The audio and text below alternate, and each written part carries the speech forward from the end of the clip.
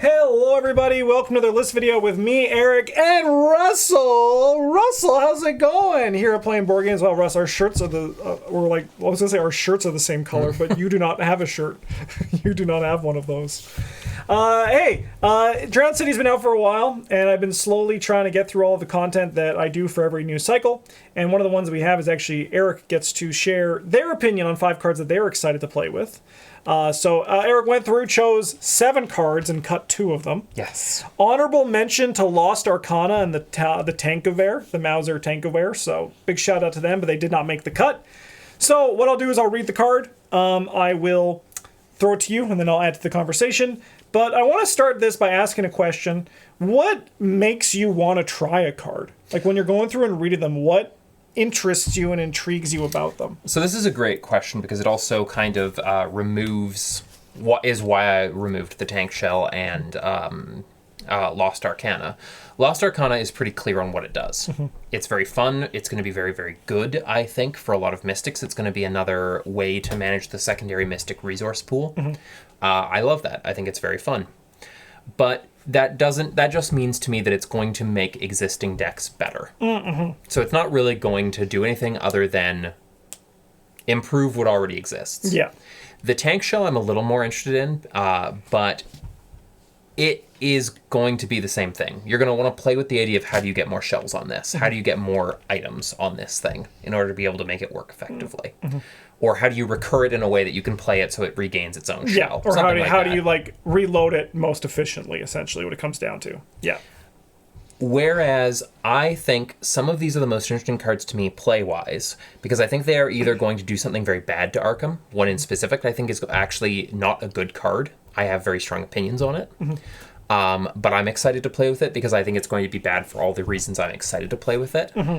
And what I'm really interested in is in cards that feel like there is something to them. They are a part of a larger build that maybe doesn't exist yet. Yep, makes sense, yep. And might be able to shake up the established ways that I see people playing Arkham. All right, so let's dive in and see what the first one we have here, which is the Crowbar, a 3-cost Guardian asset that takes up a hand slot. Item, weapon, tool, melee as an action, exhaust, Crowbar, investigate. This investigation attempt uses fist instead of book.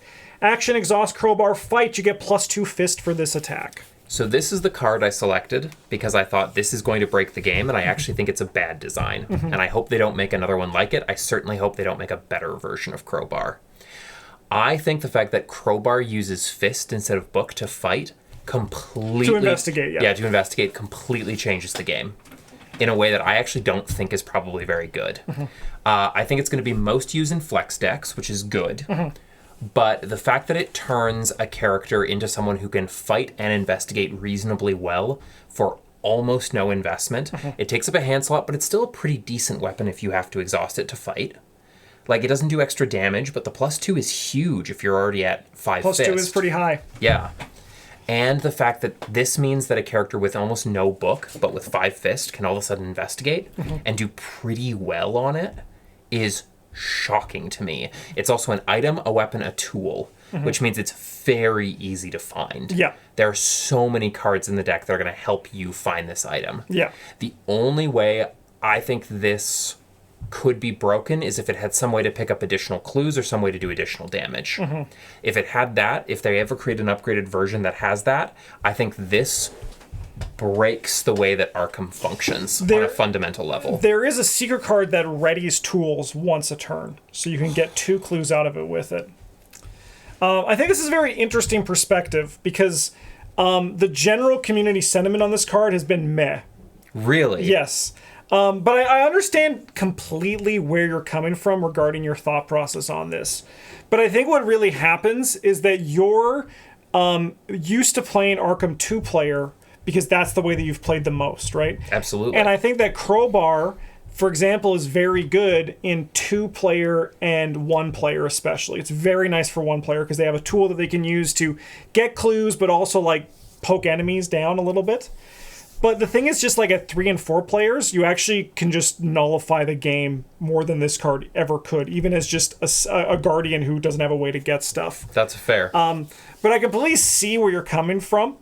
And I mean, I always say that because the card Fine Tuning is the one that readies a tool after you use it, that we're like 1 or 2 unexhaust effects away, or a card that's worthy to be exhausted, to be readied from like just like busting stuff wide open. So it's always an interesting thing to like put your sights on and be like, maybe this is going to be an issue one day. Well, and what I find very interesting about this card too is that, yes, it is a one-handed weapon that only deals 1 damage, but it's going to allow you to investigate. And everything you're going to want to do as the fighter normally is increase your fist. For most fighters. Yes, yeah. I don't see a world where Crowbar doesn't start really killing, at least in flex decks, or turns every Guardian into a potential flexer. Well, I mean, like, what I could see happening for sure is that, sorry, my wife is vacuuming if you hear that sound in the background. But it's going to make it so that there's less downtime for Guardians because they can just pick up a clue in their downtime. There's no enemy, I can grab 1 clue a turn. Exactly. Right? Yeah. Yeah. I don't know. This gives me chills as a design space to go into. Yeah. I'm like, hold on. So one thing that the designer, one of the designers for Arkham recently did an AMA on Reddit. And they said that they were a little bit disappointed with the reaction to Crowbar. Yeah. Because everyone, when they released Crowbar, they were like, this card is everything I wanted for my solo Guardian life, right? And everyone, as I said, was kind of just meh on Crowbar. They said, okay, that's a card. And I imagine you mentioning that it gives you chills is the reaction that they want more than just meh. So maybe, maybe you helped out that a bit. I want to go as far to say, like, bad design. No. But I mean, like, I think, like, I understand what you mean completely. There's that alarm in the back of your head. I don't get it for Crowbar, but it's cool that you do. And you're starting to play enough Arkham that you're starting to feel those alarm bells. And as I said, off. I want to run this. I want to run this in so many decks. Yeah. But I am so nervous about what this means. I think that this would actually be a really cozy card for you to play as just your fighter, because then it feels like you can do something during downside as well. Absolutely. Yeah. All right, next up on our list, we got the Luger PO8, a 2-cost asset. Do you want to hold this in one hand and the Crowbar in the other? Takes up a hand slot, item, weapon, firearm, illicit, uses 2 ammo as a lightning bolt, exhaust Luger PO8, and spend 1 ammo. Fight, you get +1 fist for this attack. As an action, spend 1 resource, replenish all ammo on the Luger PO8, and ready it. So I'm very excited for this card because it has an extra fight. An extra fight on it, and I can very easily see a turn where you're going to want to... So you're going to want to fire it on the first turn that you play it. So you're going to get an extra attack then. Then on your next turn, you're going to want to fire it, spend a resource, replenish all ammo, ready it, fire again. And so you're going to get 3 attacks for what is effectively 1 action. And I'm really excited for that. I think that there's got to be ways to break that, ways to increase the damage on it somehow, or ways to use those windows as times to play other cards that are going to increase your damage as well. 100%. But I think that the action economy on the Luger is going to be wild. Yeah. It's very interesting because it's not...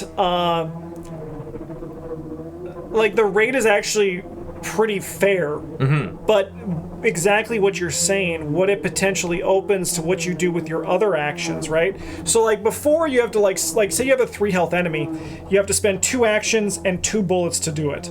In this way, you're still spending 2 bullets, but one of those bullets is kind of fake because you can reload it down the road, and it's also only 1 action to do this now, right? Yeah. And, like, that is pretty sick. But it's going to take some wiggling. You're going to want to hold the Luger at 1 bullet so that you can spin up the 3-turn effect. Because otherwise, or sorry, the 3 attack effect. Or wait, no. Yeah, anyways. But yeah, you still want to be able to, like, ideally you want to be able to empty it. You want to reload it on the turn you empty it, what it really comes down to. Exactly. Right? Like, in a perfect world, that's what you want to be able to swing. Yeah. And in theory, it should be pretty doable. And, like, in theory, too, how many times could you get this thing off in a single turn? In a single turn, ways to ready a weapon, there's not too many. But it can... Oh, yeah, okay. Well, so, no, it does ready it as well. So in theory, you could do 2 attacks a turn. So let's just... I mean, well, in actuality... So you play it. So in all actuality, you could get as many actions as you have plus one. Yeah. So like say it has one bullet at the start of your turn, you could fire it, use an action to ready it, fire it, use an action to ready it, fire it, use an action to ready it, and then that would be that. Yeah. So it would be like one more than the number of actions you take. Yeah. So if you take 3 actions, you get 4 shots. If you get additional actions out of it, you could do even more. But in theory, you could do a bunch. But the real power of this card is the fact that it's a way for you to just poke an enemy down almost forever. Yeah. Yeah, and lightning bolt speed. And open up fight actions too, which I think is really interesting. There are some cards like what's that one card that's like your first action sucks, your next action is better. Quick learner. I could see Quick Learner and Luger being a really fun combo. Yep. The only downside is that they hate Guardian and Rogue being together, and they're usually all gimmick investigators. So the one who can do that, unfortunately, also only has one fist. Oh, interesting. However, the other thing too that you might not know, because you're still playing and learning more Arkham, but the lightning bolt effect, for example, like say for example you had 2 of these and a hunter enemy moves into your location. Before they attack you, you have a window to activate lightning bolts. So you could actually gun that guy down before he gets the opportunity to actually attack you. That's wild. Yeah. What's also really cool, there's a lot of I think Luger is, I agree, one of the most exciting cards in the set, because there's just a lot you can do with it. There's a lot of ammo events there's a lot of Guardian events that require you to spend ammo. And before that was a big cost, but because this is essentially free, it's a lot easier to manage. But also, like, attaching stuff to this can be really good. If you are able to play a Bandolier and you have 4 hand slots for guns, you can have 2 Lugers and then, like, 2 real weapons and just do crazy amounts of damage. There's a lot of cool stuff you can do with this card. Absolutely. I think there could also be something potentially in very purposely putting Luger into some sort of curse or bless deck, where you're looking to draw as many tokens out as possible, and so that's going to potentially mess with things as well. Just more tests. Yep. Same if you're trying to like fish for an Elder Sign. Just more tests means that's going to be good for sure. All right. Next one, you smell mac and cheese? I do. Okay, good. But also a vacuum is running. Yeah. I mean, maybe Julie's making a mac and cheese. With a vacuum. Yeah. I mean, that's how you do it, right? Yeah, that's how absolutely. Yeah. All right, next up, we got the Eye of Ganatha. This is a 2-cost, 2 experience artifact of the Dark God in the Mystic class. Take item relic curse sticks at the accessory slot. Soaks for 3 damage. It's exceptional, so it costs you 4 experience, so you can only play 1 of them.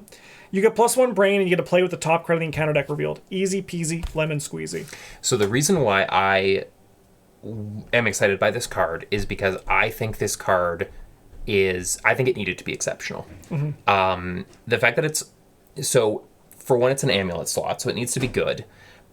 And playing with the top card of the encounter deck revealed, meh, that's cool, but it's not the biggest thing in the world. What I think is wild about this thing is that it is the +1 brain. It is a 3 soak for mystics on physical on your necklace, which is great. And the little bonus of the top card of the encounter deck revealed, to me, all of this together, I'm like, this feels good. This feels like an excellent in-slot use. It's a bunch of extra soak in a slot that normally doesn't give me soak. Yep.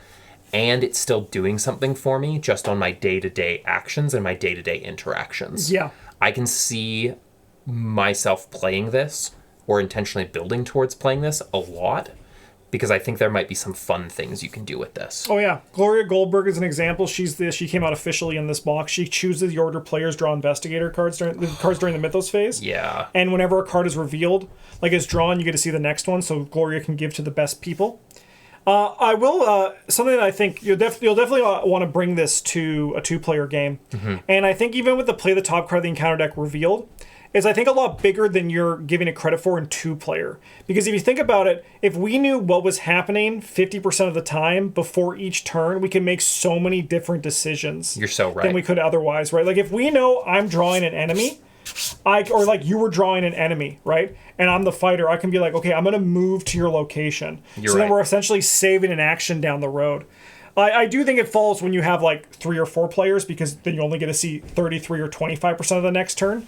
Insane for solo to just always know what's coming up next. Yeah. But I do think you're right that overall, play with the top card of the counter deck is a little bit soft, but it's like the full package. Because Mystics don't have a lot of meat soak, and just having this insane meat soak on a card that is also good. Like, it says 3, but you're probably only going to put 2 on this. Yeah. But it's like everything put together is what makes this card like as good as it is, I think. Yeah. And I mean, maybe you do put the final meat soak on there and then you play a different amulet that gives you a different, flatter, cheaper benefit. Yeah, 100%. But the point is you almost got your full health doubled. Yeah. On Eye of Ganatha. Yeah.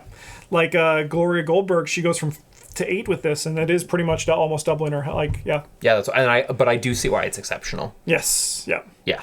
Yeah. All right. Next up, we got On Their Heels. This is a specialist card. 2 cost, 5 experience. It's a talent.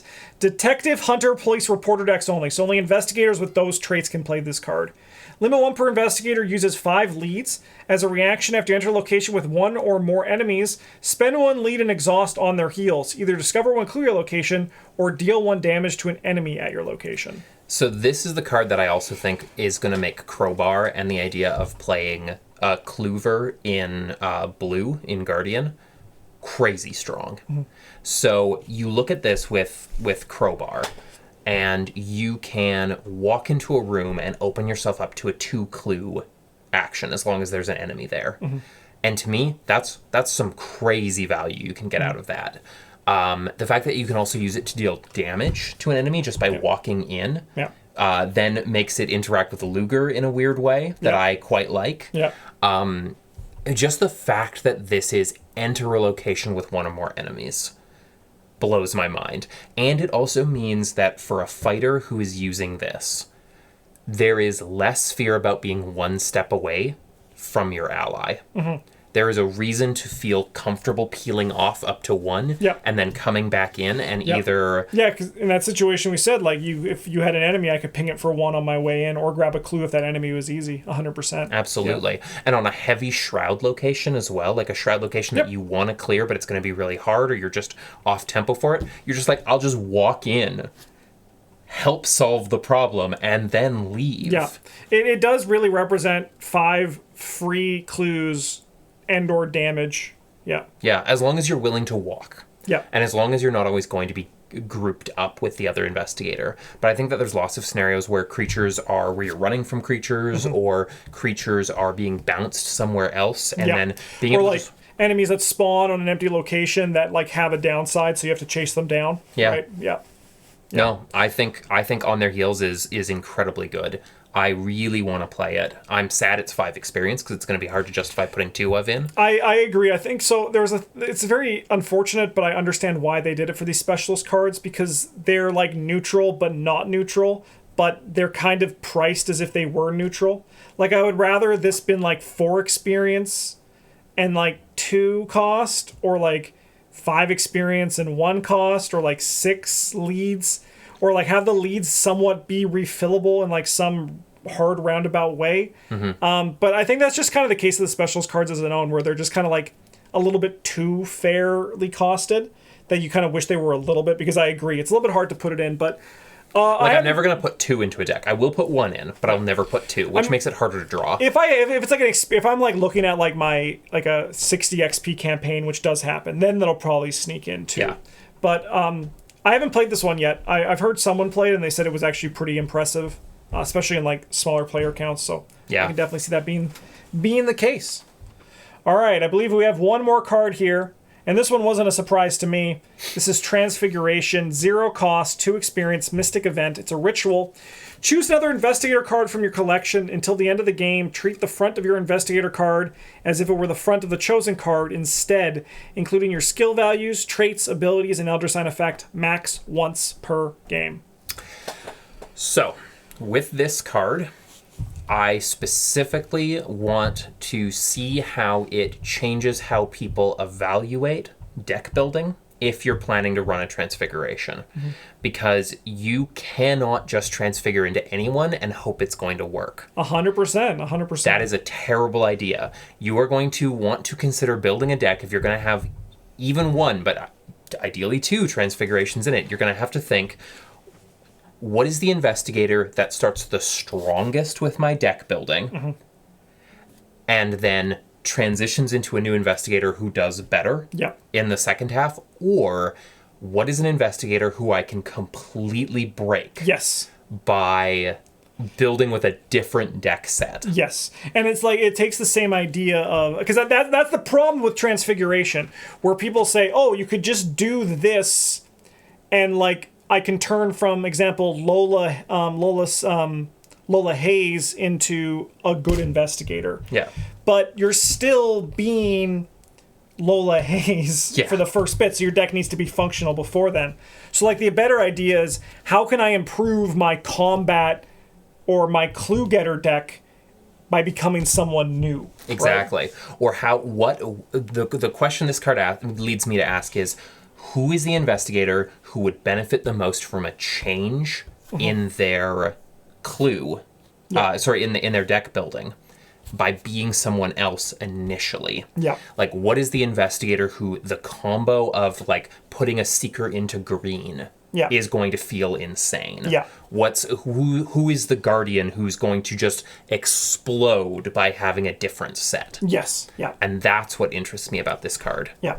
Or who are the two? And I mean, like, that's the obvious one. I think the more interesting one is, how do I build a deck for Dexter Drake that is also a deck for someone else? And I switch between them when I either take too much damage, and so I switch my health categories. That's cool. Yeah. Or, like, for example, who's that fellow who does better the more damage he has? Calvin Wright. How do I play a when deck? you have a lot of damage, you just transition into that and just go Stats City. That is interesting. Yeah, for sure. And who do I play that Calvin would be good with the cards of, and Calvin is my ace in the hole, get out of jail free card? Yeah. Yeah. No, I think I actually not heard of that perspective, especially in terms of using this as just like as a way to take advantage of damage or horror, or like essentially healing damage and horror is very interesting. Yeah. Because you could kind of just like turn into what works best for you in the moment, right? Like, you could just be like, I think that's the thing that everyone, when they first saw this card, they thought of all the crazy transformations. But I think it is a little bit more interesting now to be like, so what if I just brought this card and toolboxed myself into what I needed at the moment, right? It's just like, it's rather like I'm playing this card to just always like to play as this investigator instead, but rather, what if I was, instead of Dexter Drake, what if I was like just Luke Robinson for this game, but I was like, I don't know, like Mark Harrigan for a different one, right? Exactly. Like, what if I just like went like that sort of thing with it? Which I think is very interesting. I think of some of the characters too, like Preston. Yeah. Where you've got all those one stats, and so maybe you start as a big money deck, and then you transition into a character who can benefit off the big money you just generated. Preston can't run this one, unfortunately, but that would be sick. Yeah, that's true. That would be sick. There was a really cool combo that people pointed out. So Father Mateo has a once per game ability that's very powerful. You can cancel an autofill into an Elder Sign. But Jacqueline Fine's Jacqueline Fine's signature allows her to trigger her ability multiple times a turn. But if you are Jacqueline Fine, you turn into Father Mateo and you have your signature out, you can trigger his Elder Sign, his autofill cancel once per turn now. So it's like those little interactions that I think, as you said, it's like you have to either be doing something broken or like trying to game the change, but not necessarily bringing a deck that is only the function that you change into, because you might not see it. Precisely, and I'm more interested in the latter one. Yeah. I want a deck that functions really, really well in the early game and then has an out for transition. What about this? So you remember that card, The Great Work, that if you get defeated, you get turned into the homunculus? What if you buy this card as one of your first upgrades? Because if you die, you lose and you can't upgrade your deck anymore. But then as the homunculus, you transfigure back into your original form. That's what I was thinking too. I was like, how many transformations can we make? Yeah. Because that also gives you a crazy tech against death. Yeah. Yeah. Yeah. So I think this is a very neat card, and I think that while I'm a bit too spike to look at this card, I do think you brought an interesting perspective for me in terms of treating it like a toolbox card, which I think is very interesting. Like, maybe I just put this in my deck as a one of, and if I'm ever in a moment where I'm like, I think I'd actually do better from this point on if I was this person instead of this person. Yeah. And I just did that. Or, oh, wow, I know there's a lot of I know there's a lot of physical damage coming up, and I'm already pretty high on my physical damage. Who can I flip into who will handle the physical damage better? Yeah, that's a very interesting swap there. Very interesting. Thank you for that. That's an interesting perspective that I've not thought about. But that's it for this video. I'm glad I gotta pick your brain on these for a little bit, because I mean I spent a lot of time looking at these, and it's nice to hear other people's thoughts on them as well. What do you guys think of this, and what are some cards that you have been enjoying playing with Drowned City? Thanks for watching. We'll be back next week for another list video, or also just tomorrow for more Arkham content, because we release it all the time. Have a good one. Thanks for watching, and as always, GG's!